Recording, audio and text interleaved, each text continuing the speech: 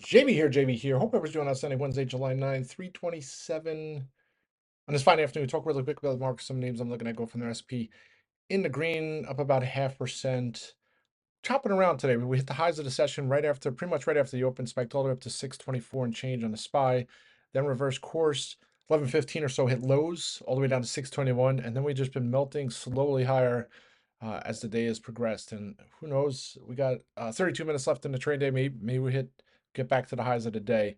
But again, not much in the way of catalysts. You had Trump making some comments. You had tariff letters going out. Uh, Nothing, no surprises there. And then we had the Fed minutes at 2 o'clock, which seems somewhat dovish. You pretty much the market's pricing in like a 95% probability of no rate cut at the July meeting. Uh, Wait, August? What? I'm trying. When's the July? July? I think it's the end of July, right? And then you have the meeting in September is pretty much a 60-some% probability of a rate cut. Let's see. Why don't I have this up here? Um, okay. And I mean, all the probabilities change day to day. So it's something you look at anyway. Yeah. So September meeting is like a 66% probability that there's a rate cut, 30% that there's no cut. And then you start going to the next month, October, 50% or so that there'll be a rate cut, 40% that there'll be two rate cuts. And then you go to December and it's pretty much just 97% probability that there'll be a rate cut, uh, 80, and then 70% or so that there'll be two, and then there's 30% chance that there'll be three. I mean, that'll all change, but the Fed minutes, it's like they're still waiting for the inflation to show up from the tariffs, right? So when does that show up in the data? Is it going to show up this quarter? Or the GDP results for Q2? That's probably going to be one of the more looked at numbers. Typically, and I'm kind of from the mindset that when you look at the GDP numbers, that they're like backward looking numbers, right? You're getting the last 3 months of data. When you're already in the third quarter, right? So, uh, I mean, by the time we get I don't even know when the GDP read is due out, end of July, maybe. By then, April, May, and June's data. So it's kind of old, but I think it'll probably add a little color to what happened with the kind of the shenanigans that went on with the data, right? Because of the whole rush to imports, it screwed up the GDP number. GDP now came for Atlanta GDP now estimate came out. I think it's like 2.8% now, so back to kind of like normal. And then we'll see if any of this data comes out over the next coming weeks. I mean, the concern will be that there be that inflation, right? And I think that's you hear everybody's just waiting for the inflation uptick from tariffs, right? Everybody was rumbling, especially back in April, how the enormous impacts that it was going to have on the U.S. economy. And I'm kind of was in that boat, right? I mean, when that Liberation Day came and he put up that chart, and I've said this many, many times, and you start seeing those numbers, you're like, yeah, if those tariffs come on these economies, it's going to have a severe impact on the U.S. And now you look back, like you kind of knew it was like a ploy, but you just didn't uh, a ploy to get some deals, right? And you knew those were going to come down, but at the time you just didn't know, right? I was like shocked, and obviously the market was shocked. We sold off, but we've come back, and now I mean, some of the tariffs have been in place, the 10%, the reciprocals, some of the other ones will come on place in August, but you already have the 10% flat. And you're already seeing the tax revenues, but then also, I mean, those impacts really haven't baked into the data just yet. So, is some of it because the folks who are doing the exporting are taking on some of the cost? Is some people who are doing the importing taking on some of the cost? Is it the stores or the retailers or the service providers or the products, or is it the consumer, right? And it's probably you got pieces of all that chain are taking pieces of that tariff, right? So we'll have to see how this all plays out. I already talked about the last couple of days too. The shadow Fed chair thing is going to pick up steam. I'm sure it is, and it's almost like even if the Fed doesn't cut rates, they'll the specter of that will just keep, hopefully, keep yields going down, get the U.S. dollar strengthening, and the market at least holding around where it is. All right, so that's kind of the overall markets. Take a look at a SPY again. Just a consolidation day. Hate kind of days like there was days last week. It was like a harvest day, right? All markets rallied in calls. The calls that I've been holding for a while paid dirt. Some that have just got paid.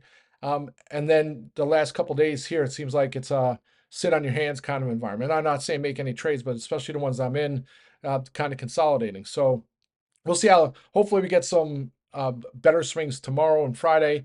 I can start looking for some spec calls possibly. But for now, you take a look at the range here. I mean, if you tried to chase the open, then we got reversed after the open. All the names gave up the runs, and then the premiums are gone, right? And it's been a slow melt to the upside. So would not be a fun day unless you're in some of these some names, right? The other thing is, I mentioned it this morning with these nice little chart on Market Watch showing the winners and losers for July so far, and the winners are the stocks that lost the most in the first half, and you see it again today. Biotechs, and I think I have the biotech slide up here. IBB is up the highest since March. Well, at levels not seen since March, and a lot of these junk biotech names. I don't know if it was the M&A this morning, Merck buying whatever VNDA company, Vanda Pharmaceutical, Vanda something. I don't know if that's some of that, but you take a look at the names, and especially names I look at: Corbis, CRBP up 11%, Turn Pharmaceuticals up 8%, Editas up another. Is that 6.29% at $3. I was talking about that one yesterday. As much I was looking October 5s don't look interesting, but I'm gonna sit on my hands there. Altimmune's up. Axum Pharmaceuticals, great name. I remember looking at ones in the 130s back in February, March. I'm like, this one's going to. It's one of those names. I remember looking at Regeneron and Biogen back in the day, more particularly Regeneron. It used to be like a $10. Actually, I think it was $1 stock at one point, and it was $20, then 50, then 200, then 300, and then it was all the way up to 1,000 before it lost some of its patents, come back down. But there's some of these biotech names that at some point, Axum's one of those names. Is probably gonna be a $300, $400, $500 stock, if not higher. All right.